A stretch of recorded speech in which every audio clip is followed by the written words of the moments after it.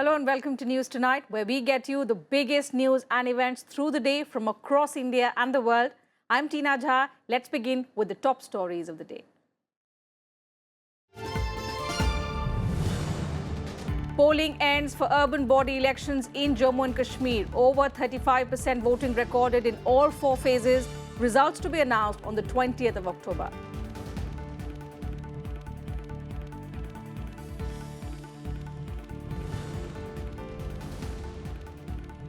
Two MLAs of Goa Congress, Dayanand Sopte and Subhash Shirodkar, joined the BJP after meeting Amit Shah. State Congress left with 14 MLAs after their resignations.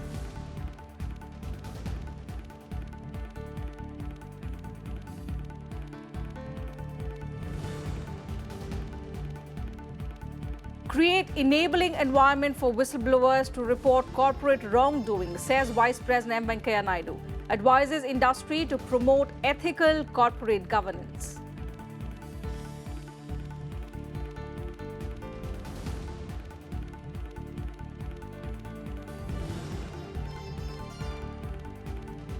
Decisive government needed at centre to sustain development, asserts Finance Minister Arun Jaitley.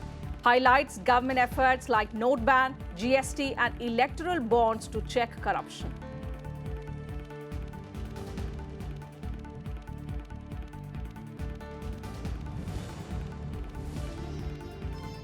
And spike in oil prices triggered by global instability, sanctions on Iran, says Union Minister Dharmendra Pradhan.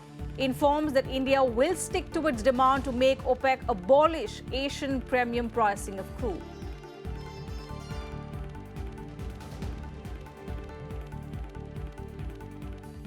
The final phase of urban local body elections in Jammu and Kashmir concluded on Tuesday. 36 wards voted in the final phase, while candidates in 52 wards were elected unopposed. Polling was held amidst tight security arrangements at 308 polling stations in the twin districts of Srinagar and Ganderbal. The Kashmir Valley recorded a low voter turnout of 4.2%, while Ganderbal district recorded just over 11% voting. Two major parties, the National Conference and the PDP, have boycotted the elections, accusing the centre of not taking a firm stand on Article 35A of the Constitution. An average 35% votes were polled in the state in all the 4 phases combined. Counting of votes will take place on the 20th of October.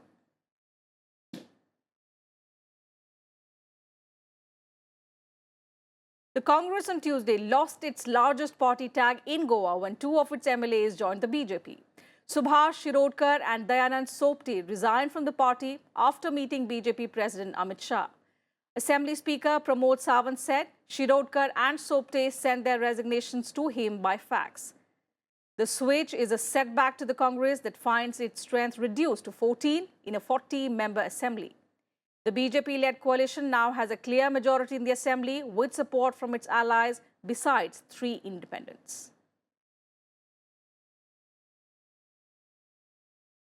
मुख्यमंत्री श्री मनोहर पर्रिकर जी के हाथ मजबूत करें और आगे आने वाले दिनों में गोवा में और मजबूत और जनता के प्रति संवेदना और विकास की भावना से काम करने वाली सरकार को आगे बल दें.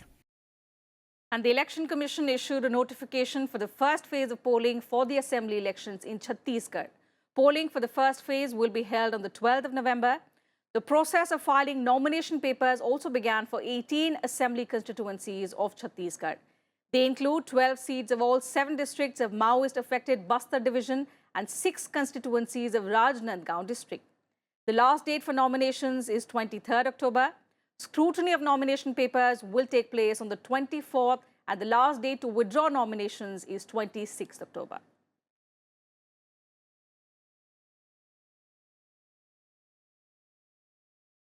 Vice President M. Venkaiah Naidu asserted on Tuesday that total tax compliance should be the motto of every corporate body. Speaking at the 98th annual session of industry body ASSOCHAM, he stressed that ethical behavior must be promoted by organizations by adopting zero tolerance towards corruption, bribery and frauds. Speaking at the 98th annual session of the Associated Chambers of Commerce and Industry in India ASSOCHAM in New Delhi, Vice President M. Venkaiah Naidu asserted that every corporate and industry body must promote ethical corporate governance, tax compliance, and corporate social responsibility among its members. He also stressed that organizations must create an environment for whistleblowers to report wrongdoing without fear. When you implement reforms, when the business is growing and the economy is becoming strong, you need to also follow it up with ethical governance and ethical behavior. Ethical behavior has to be promoted by individuals as well as organizations by adopting zero tolerance towards corruption, bribery and frauds. Organizations should also create an environment for whistleblowers to report any wrongdoing without any fear. Total tax compliance should be the motto of every corporate, and bodies like Association should sensitize its members on this aspect so that you can have peaceful mind and peaceful sleep. You have clean money, then you'll have clean sleep. Otherwise, Vice President Naidu also said that tough reforms face teething troubles in initial stages, and the same was the case with both demonetization and GST. He underlined that the long-term advantages will definitely outweigh short-term hiccups. Counterfeit currency, with this terrorist operating, with this money, people not paying tax and all. What is the result at the end of it? Today, your income tax returns have gone up considerably. Considerably. Nobody can deny that fact. It has gone up by lakhs. The Vice President noted that India is in the midst of an unprecedented economic and social transformation and is committed to build a $5 trillion economy by 2025. Kriti Mishra's report for Rajya Sabha TV. And Finance Minister Arun Jaitley has said that India will continue to need a robust and resolute leadership that takes swift decisions at the centre to sustain its progress on a high growth path. Jaitley also noted that speedy economic expansion alone can rid India of poverty and also pave the way towards becoming a developed country. Here are the details of the event. Addressing the 98th annual session of ASSOCHAM through video conferencing, Finance Minister Arun Jaitley said India needs a strong and decisive leadership at the centre for the high growth trajectory to continue. He asserted that the incumbent government handled the IL&FS crisis with swiftness and deftness. The debt-ridden IL&FS and its group companies had defaulted on loan payments. The government then superseded its board by appointing a new board. The path of high growth trajectory is to continue. If this goal of higher growth, higher revenues and higher resources for the weaker and poor, better infrastructure in India, more townships in India, if this object is to be achieved, what does India need? India needs a decisive and a strong leadership at the center. Finance Minister Arun Jaitley also underlined the challenges for India. He noted that India is a net buyer of oil, which means a rise in global crude prices adversely impacts it, and hence the economy has to be resilient to deal with it. Most of our oil comes through imports, and therefore the global oil prices, which have risen on account of the artificial shortages which have been created, adversely impact us. And therefore we have to face that challenge by making our economy so resilient itself that we have a capacity to bear that challenge itself. According to Jaitley, India has an aspiring population that wants to erase the stigma of corruption. He said steps taken by the government like demonetization, GST, electoral bonds and insolvency and bankruptcy code were part of this cleansing process. Kriti Mishra's report for Rajya Sabha TV. Petroleum Minister Dharmendra Pradhan said on Tuesday that US sanctions on Iran will not impact India. Addressing the India Energy Forum, Pradhan said availability of crude oil is not an issue, but the sentiment around losing a big oil supplier is driving prices up. He also said India will continue to persist in its demand to OPEC countries for abolition of Asian premium pricing of crude. That leads to a spike in fuel prices in Asia. He also said that the government does not interfere in the pricing mechanism of petroleum products. India is facing rising fuel prices for the past few months. With US sanctions against Iran coming into effect from the 4th of November, there are speculations that prices may further go up. In a meeting with Prime Minister Narendra Modi on Monday, Saudi Arabia's oil minister had promised to fulfill India's oil requirements. Availability is not the issue. Due to geopolitical challenges, there is a sentimental issue. Everybody, the OPEC is, Secretary General OPEC is right. Everybody has to ensure for a market stability. This is beneficial for consuming country. This is equally beneficial for producing country. We are asking for abolition of Asian premium. Naturally, that leads to for a club. We are talking to the major consuming countries of Asian subcontinent. It's China, Japan, Korea, India, and India is pursuing. But every sovereign country have their own engagement. But I think India is successful on this initiative. There is an emerging consensus why we should give premium, more premium. Agriculture Minister Radha Mohan Singh inaugurated a two-day agri-startup and entrepreneurship conclave in New Delhi on Tuesday. Addressing the conclave that began on World Food Day, Radha Mohan Singh said that the government is continuously working on achieving the goal of zero hunger by the year 2030 in a systematic manner. The theme of the event is to unleash potential in agriculture for young agri-entrepreneurs. The conclave also showcased several startups in the field of agriculture. The two-day conclave is being attended by agriculture scientists, agripreneurs and experts from the field.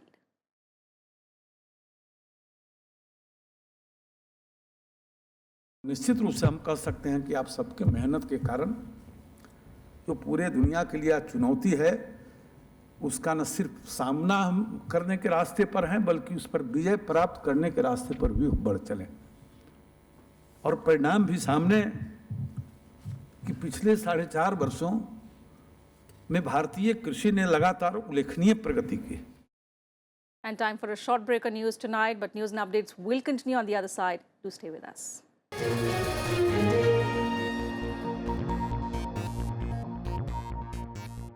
Welcome back. You're watching News Tonight. The government on Tuesday increased the rate of interest for General Provident Fund and other related schemes by 0.4 percentage points to 8% for the October-December quarter. The interest rate will apply on provident funds of central government employees, railways and defence forces. The increase in the interest rate was announced by the government last month to align it with rising deposit rates in the banks.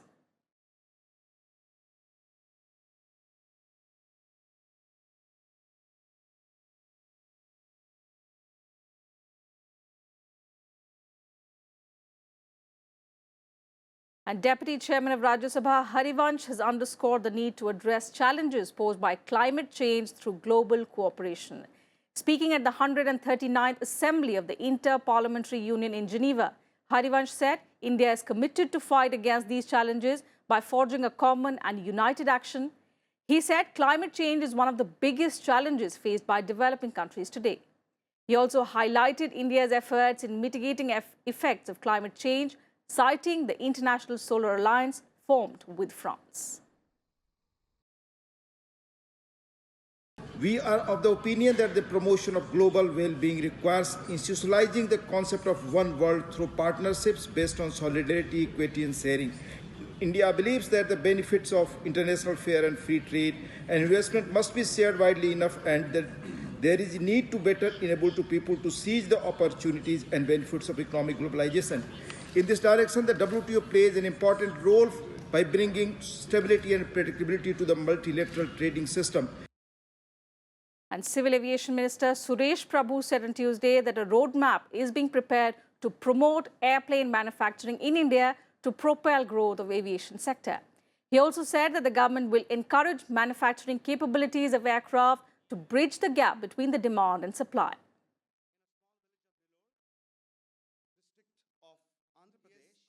We'll have 100 new airports in the next 15 years with an investment of $65 billion, more or less by private sector participation.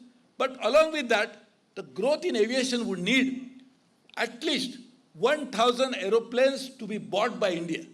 Now, if we just continue to buy it, probably over a period of time, will result into the largest importer of aeroplanes. So we are preparing a plan for a roadmap for manufacturing of aircrafts in India. An IT advocacy group representing over 1,000 small technology companies, mostly run by Indian Americans, has filed a lawsuit against the U.S. Immigration Agency for issuing H-1B visas for a shorter duration instead of up to 3 years. Based out of Dallas in Texas, the IT Serve Alliance, in its 43-page lawsuit filed last week, alleged that the U.S. Citizenship and Immigration Services has recently begun a practice of approving H-1B petitions for shorter than 3 years duration. The lawsuit also alleges that the agency has no authority to misinterpret the existing regulations and shorten the approval durations. The H-1B visa is a non-immigrant visa that allows U.S. companies to employ foreign workers in specialty occupations that require theoretical or technical expertise. These visas are typically issued for 3 to 6 years to employers to hire a foreign worker. The Trump administration has tightened the noose on firms violating H-1B visa rules. President Donald Trump has himself accused many IT companies of abusing the work visas to deny jobs to American workers. In July, a report by an American non-profit body claimed that there has been a substantial increase in denial of H-1B visa petitions of Indians by the U.S. Immigration Authority as compared to people of other nationalities. And for more on the story, we're being joined by Pramit Pal Chaudhury, Foreign Affairs Editor of the Hindustan Times. A very good evening, sir, and thank you for joining us on News Tonight. Sir, the lawsuit against the U.S. immigration body alleges that the agency has no authority to shorten the approval durations of H-1B visas. What is the duration prescribed for such visas under the U.S. law?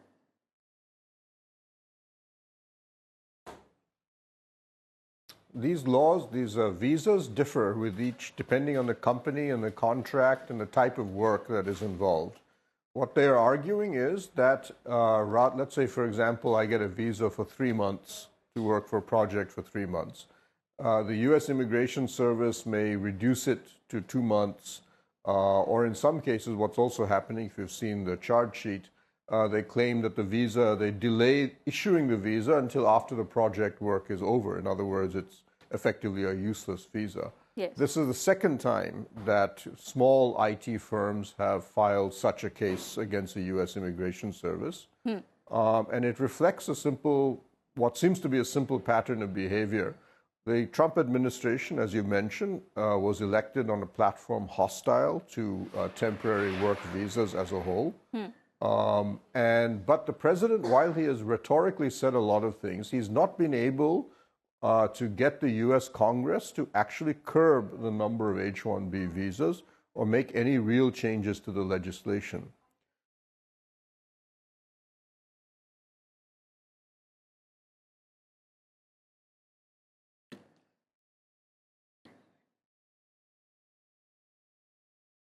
So as we told you, the IT advocacy group, which is representing over 1,000 small technology companies, is mostly run by Indian Americans. It has filed a 143-page lawsuit against the U.S. Immigration Agency. The company is based out of Dallas. And in the lawsuit filed last week, it has alleged that the U.S. Citizenship and Immigration Services has recently begun a practice of approving H-1B petitions for shorter than 3 years duration.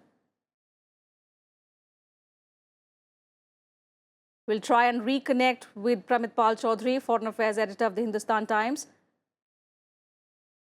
Sir, how do you think are the work visa policies of the Trump administration impacting Indian nationals in the United States?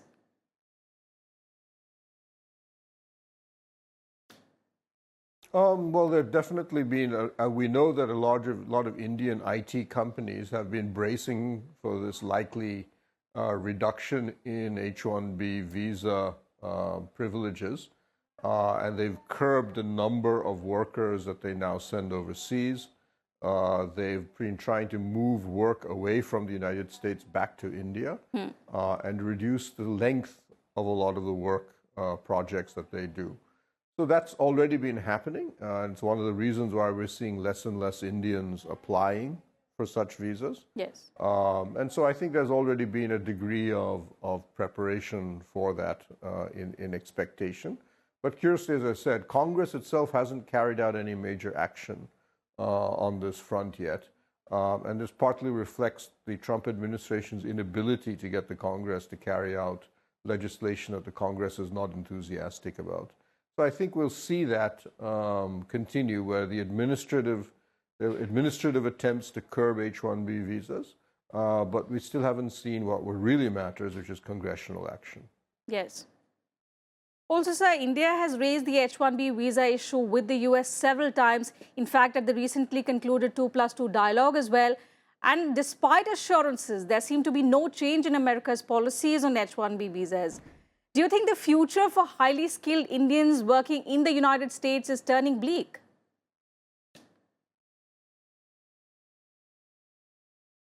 Well, what we're hearing anyway in the IT industry is this kind of use of temporary work visas for IT purposes is anyway on the decline. That nature of work, offshore work with temporary visa IT workers, that demand is slowly slackening off. And one of the key things is that Silicon Valley itself, the very large IT firms, IBMs, the Googles, and so on, no longer are as enthusiastic about H-1B visas. It's very small IT firms that are pushing this, as we've mentioned.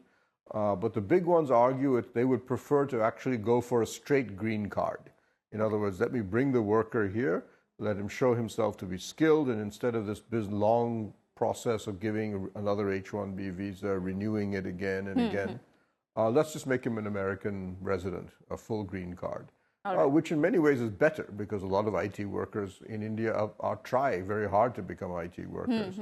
And while I don't think the Trump administration will be the administration to pass this, the Obama administration did consider this likely possibility, and I think we'll see that happen in the future, in which instead of having these temporary worker visas, they will just go for a green card for people who are basically highly skilled.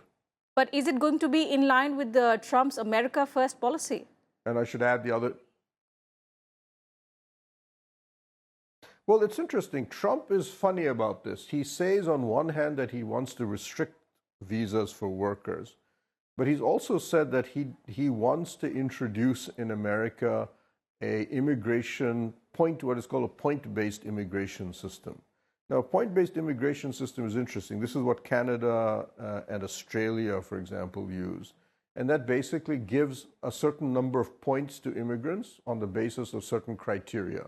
So, for example, if you have a college degree, you get extra points. If you speak English very well or can pass an English competency test, you get even more points. If you can pass a citizenship test, you get more points. And the point is, what's interesting about this is that all the countries that have adopted point systems, and as I mentioned, Australia and Canada, the result has been a huge surge in Indian immigrants. Indians have been the biggest beneficiaries of such point-based systems, simply because our knowledge of English is almost always better than immigrants from almost any other part of the world. Yes. And our ability to do a lot of pass these points and pick up points is better than most. So if America does do this, as Trump has publicly said he wants to do, I expect us to actually benefit in terms of the number of Indians who will be allowed to enter the United States and become full-fledged citizens. All right. Also, sir, one last question to you. Given the Trump administration's stand on immigration, do you think there is any resolution in sight, particularly over the significant number of Indian nationals who face this threat of being deported back to India because of the H-1B issue?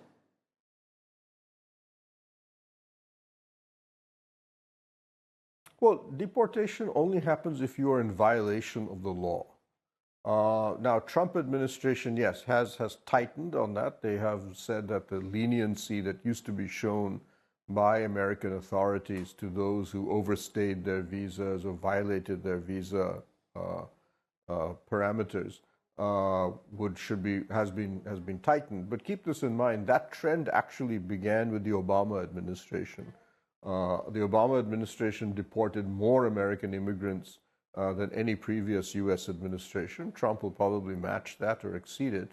But that overall policy has tightened anyway. And that's partly because there's been strong polling evidence over the past 10 years that while Americans continue to be a majority of Americans continue to be in favor of immigration as a whole, they have become very hostile to illegal immigrants. In other words, migrants who come through the normal legal process is acceptable. Those who violate the law in attempting to come to America, there is very little sympathy for them, whether on either side of the party line. And that began under the Obama administration, has continued under Trump. I don't see that changing at all. In fact, it's, I would argue, a worldwide phenomenon. You can see that countries, even in India, we have become more and more hard on the idea of illegal migration into the country. And that seems to be a global trend. All right, sir. Thank you so much for joining us on News Tonight and putting things into perspective. Moving on, India and Tanzania on Tuesday signed 2 MOUs in the presence of External Affairs Minister Sushma Swaraj and Tanzanian Foreign Minister Augustine Mahiga.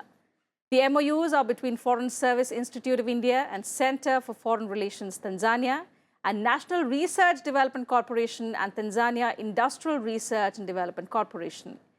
The agreements were signed following India-Tanzania 9th session of Joint Commission on Economic, Technical and Scientific Cooperation in New Delhi. External Affairs Ministry spokesperson Ravish Kumar said in a tweet that comprehensive discussions were held on stepping up cooperation in trade and investment, defense and security, development partnership, science and technology, oil and natural gas, culture and people-to-people relations.